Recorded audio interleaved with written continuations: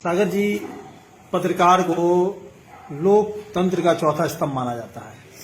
अगर कोई माफिया हमला कर दे तो वो उसके काम के विरोध पे हमला होता है, लेकिन प्रशासन ही अगर लोकतंत्र के चौथे स्तंभ पे हमला करे, जबकि दोनों एक दूसरे के पूरक हैं। क्या कहेंगे, इस बड़ी घटना हुई है।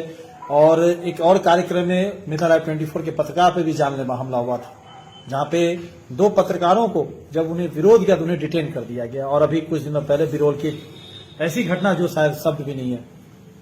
बहुत ही दुख के साथ आज 16 तारीख की रात की ये घटना है और लगभग 10 पौने 10 के बीच में इस घटना की जानकारी मिली। और जब ये घटना की जानकारी मिली तो मैं बहुत ज्यादा स्तब्ध रह गया कि शायद ऐसा हो सकता है। पहले तो विश्वास ही नहीं हुआ कि ऐसा क्यों होगा, लेकिन जब पूर्ण रूप से जानकारी मिला तो स्तब्ध हो गए कि जो इस तरह की घटना क्यों, काहे और किस लिए।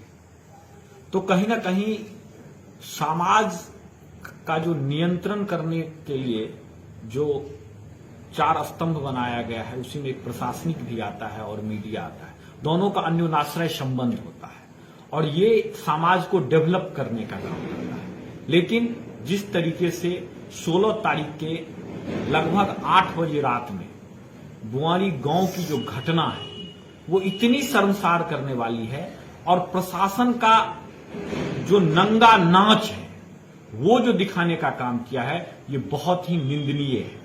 मैं आपके मीडिया के माध्यम से बता देना चाहूंगा कि 16 तारीख के रात में जो एक्चुअल घटना है, क्योंकि हम लोगों ने जो पूरी तरीके से जानकारी ली है और जो एकदम सच है वो हम आपके मीडिया के सामने रखना चाहता हूं, क्योंकि बहुत लोग बहुत तरीके की बात बोल रहे हैं और इस घटना को बहुत तरीकों से बनाने का प्रयास कर रहे हैं। लेकिन हम आप लोगों के मीडिया के माध्यम से बता देना चाहते हैं कि हम करनी सैनिक हैं, हम न्याय लेना जानते हैं। हमारा पूर्वजों का इतिहास रहा है कि हम पहले सामाजिक परिवेश में जीते हैं और समाज के लिए काम करते हैं, और अगर समाज के हक में तलवार उठाने की भी जरूरत पड़ती है तो हम उससे भी पीछे नहीं हटते हैं। लेकिन ये बहुत ही दुखद घटना है।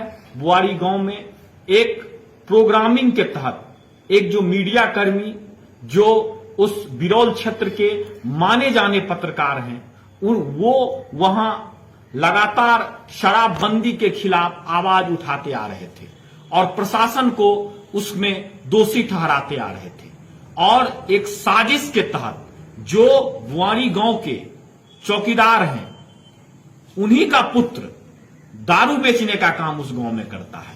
और जब उसका विरोध उसी गांव के, ये नहीं, उस गांव के जो विकसित युवा हैं, जब उनके द्वारा किया गया तो उसमें मारपीट किया गया उन युवाओं का, और उल्टे उस युवाओं को पीटा गया। और उसके बाद पुलिस प्रशासन को बुला लिया गया, और बुलाने के बाद जिस तरीके की निंदनीय घटना की गई वो अमानवीय है।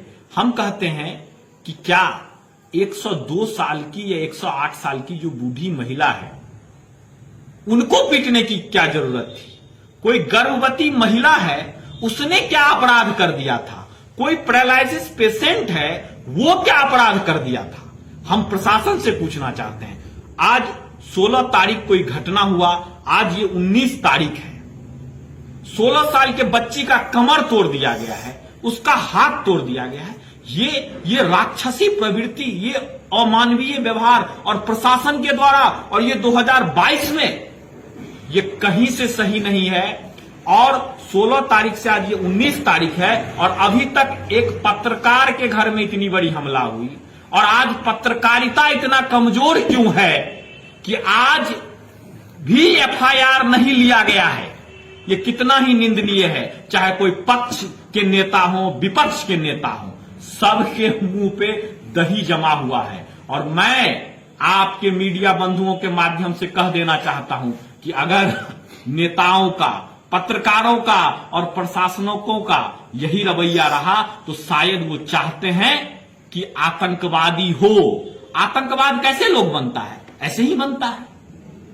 जब इतनी बड़ी घटना होती है, किसी के मां को मारा जाएगा, उसके बहन के साथ खिलवाड़ किया जाएगा, रात्रि में पुलिस प्रशासन के ही साथ जाके खिलवाड़ किया जाएगा, तो लोग क्या करेगा अगर उसका कोई शासन प्रशासन नहीं सुनेगा? तो कहीं ना कहीं बिरौल की जो प्रशासन है वो वहां के युवाओं में ये घटना करके वहां के युवाओं में आपराधिक जगत बनने का कहीं ना कहीं ये षड्यंत्र रच रहा है। और वो बिरौल की प्रशासन जितनी कुकृति की है उससे कहीं ना कहीं अपराध जगत को बढ़ाने का ये प्रयास है। मैं चाहूंगा, दरभंगा के एसएसपी साहब से मांग करना चाहूंगा कि पहले तो जल्द से जल्द एफआईआर लिया जाए, और अभी तक वहां एसएसपी क्यों नहीं पहुंचे हैं, अभी तक उसका एफआईआर क्यों नहीं लिया गया है?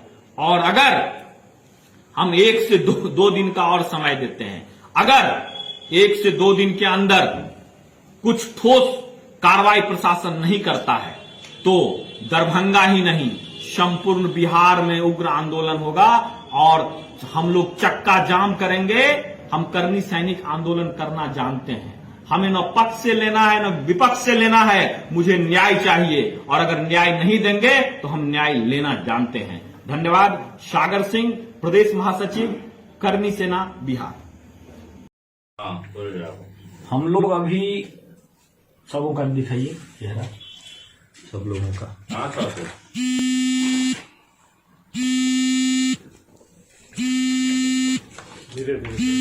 हम लोग अभी बिरौल प्रखंड अंतर्गत जो बुआरी गांव में परसों रात में जो निंदनीय घटना हुआ, ऐसा घटना जो शायद ही कहीं सुनने को मिलता है, और आज हम लोग सभी पीड़ित परिवार से मिलने के लिए आए हैं। देख रहे हैं ये 14-15 साल की छोटी बच्ची है और ये घर में बैठी हुई थी। रात के 10 बजे, कितने बजे? 7-8 के बीच में, 7-8 के बीच में पुलिस की एक जत्था आती है, और घर में जब पुलिस आती है तो आमतौर की बात है कि पुलिस के डर से पुरुष जो लोग होते हैं वो भयभीत हो जाते हैं। आज भी गांव का जो माहौल है उसमें तो पुरुष लोग डर गए कि इतना पुलिस क्यों आ गया, और उसके बाद जिस बर्बरतापूर्ण से न महिला समझा गया, न बच्चा समझा गया, कुछ भी नहीं समझा गया, और सिर्फ पुरुष पुलिस था, एक भी उसमें महिला पुरुष नहीं था, पुलिस नहीं था, और वो सब मिलके जो बर्बरता की आप देख सकते हैं। इस बच्ची का हाथ तोड़ दिया गया है, इसका कमर तोड़ दिया गया है। 108 साल या 102 साल जो सुनने में आ रहा है कि महिला थी, उनका सर फोड़ दिया है। गर्भवती महिला थी, उनका भी उन तक को नहीं बख्शा गया, मतलब राक्षसी प्रवृत्ति, उस पर भी दया भी नहीं आया। 3 साल के बच्चा को मारा गया है। जो पैरालाइज्ड पेशेंट हैं उनको भी मारा गया है। कहां से है ये शासन व्यवस्था? और पूरी तरीके से शासन का दुरुपयोग हुआ है। हम सभी लोग यहां सामाजिक न्याय से जुड़े हुए लोग हैं। हम सभी लोगों का मांग है कि जब तक इस घटना का निष्पक्ष जांच होना चाहिए और जो भी इसमें दोषी है उस पे कड़ी से कड़ी सजा हो। अगर जल्द से जल्द कड़ी से कड़ी सजा नहीं होगी तो हम लोग इस पे उग्र आंदोलन करेंगे, और इस आंदोलन का जिम्मेदार खुद प्रशासन होगा। हम लोग एसपी साहब से मांग करना चाहेंगे कि एसपी साहब इस मामले को खुद अपने अंदर में लें और अपने से देखें। आज 3 दिन होने गया, आज तक घटनास्थल पे एसएसपी नहीं गए हैं। ये कितना दुखद बात है। हम मांग करते हैं कि एसएसपी साहब उस घटनास्थल पे जाएं और इस घटना का निष्पक्ष जांच हो, नहीं तो फिर हम लोग उग्र आंदोलन करेंगे। धन्यवाद।